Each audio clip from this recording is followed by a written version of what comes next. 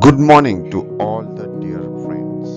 Today, I invite you to imagine a world without anesthesia. No spinal blocks, no general anesthesia, no epidurals, no local infiltration, just pain. So, until the mid 19th century, surgery was not about skill alone, it was about speed.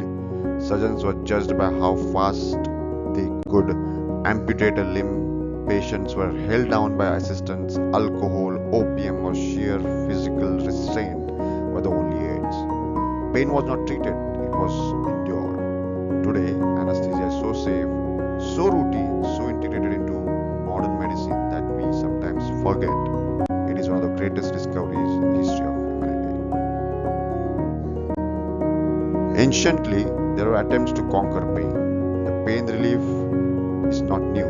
Ancient Egyptians used opium, mandrake. In India, Sushruta described wine and cannabis for surgical procedures. Chinese physician Hung Tao reportedly used herbal anesthesia called mafesa. In medieval Europe, soporific sponges soaked in opium and herbs were placed under the nose. But these methods were inconsistent, unpredictable, and often fatal. For thousands of years, there was no reliable way to abolish surgical pain. So, the turning point came in the 19th century. The true revolution began in 1800s. It was the laughing gas, nitrous oxide.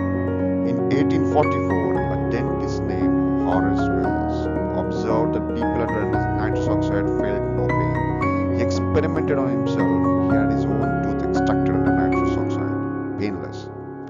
However, this public demonstration failed due to inadequate dosing. He was humiliated and died tragically, but he planted the seed.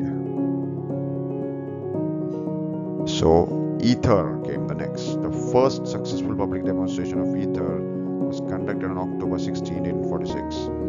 That changed history forever. At Massachusetts General Hospital, a dentist named William T.G. Morton administered ether to a patient undergoing tumor removal. The surgeon was John Collins Warren. The patient felt no pain.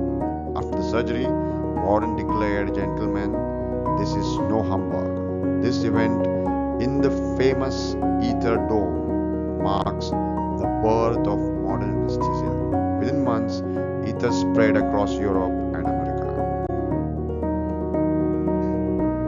In 1847, Scottish obstetrician James Young Simpson introduced chloroform. Yet acted faster and quicker than ether, but there was controversy. When religious leaders argued that labor pain was divinely ordained, everything changed in 1853 when Queen Victoria used chloroform during childbirth.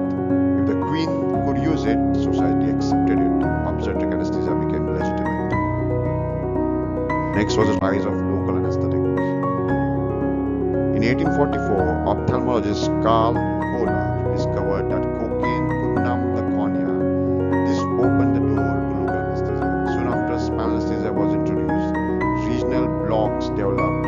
Safer synthetic agents replaced cocaine. The specialty began to expand beyond putting patients to sleep. Initially, surgeons administered anesthesia themselves. There was no monitoring, no oxygen cylinders, no airway equipment. But gradually, airway management evolved. Endotracheal intubation became standard, muscle relaxants were introduced. Monitoring advanced from pulse palpation to ECG, capnography, pulse oximetry. The role of anesthesiologist transformed from technician to perioperative physician. The world was accelerated advancements, shock management, blood transfusion techniques, resuscitation science. Modern anesthesia became scientific, protocol driven, and evidence based. The modern era, today anesthesia is safer than ever before. Highly specialized, subspecialized into cardiac, neuro, pediatric, pain, and critical care. From inhalational agents to Viva, from blind intubation to video laryngoscopy, from ether mask to advanced ventilators, we now control consciousness, pain, muscle tone, and autonomic responses. Few specialties in physiology so completely.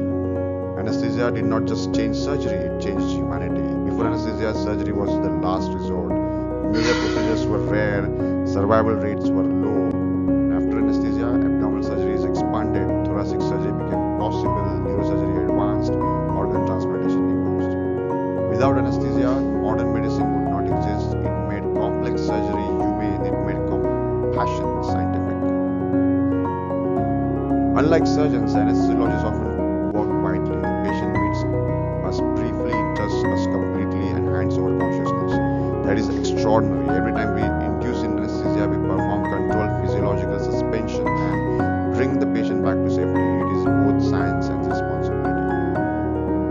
So, in less than 200 years, we have moved from screaming operating rooms to silent monitored theaters, from alcohol and restraints to precision pharmacology, from speed-based surgery to safety-based surgery. Anesthesia is not merely a medical technique, it is one of the humanity's greatest acts of mercy. The discovery of anesthesia did not just remove pain from surgery, it removed